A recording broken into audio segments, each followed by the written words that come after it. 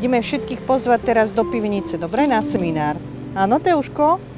Všetkých, ktorí sú tam, tak ideme pozvať na seminár. Píšem.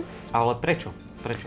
Preto, lebo divadlo je istou dielňou na predvádzanie príbehov. Pretože tu získate mnoho priateľov a je tu dobrá zábava.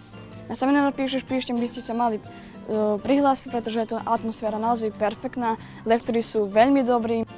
Náš malý súkromný príbeh treba napísať, aby sa stal zaujímavým univerzálnym príbehom.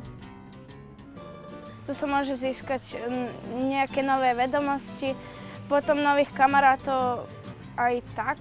Ja nepoviem, ak prídete, ale musíte prísť, lebo to je najlepších 7 dní v živote, čo budete mať. Ak sa chcete naučiť, ako byť človekom a spoznať stále viac a viac ľudí, tak príďte na tento seminár.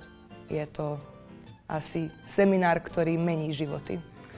Tento festivalík sa uskutoční od 14. do 21. augusta a môžete tam stretnúť zaujímavých ľudí, tvorivé tímy v rôznych dielňach a hlavne sa zabaviť a vytvoriť niečo, čo môžeme spoločne potom prezentovať. No, myslím si, že okrem tej dramaturgickej tvorby, ktorá sa tu robí, že si na tento semináre môže každý nájsť toho svojho koníčka, keď ide o herectvo, o fotografiu, o film. Ideš do pivnice? Ide do pivnice.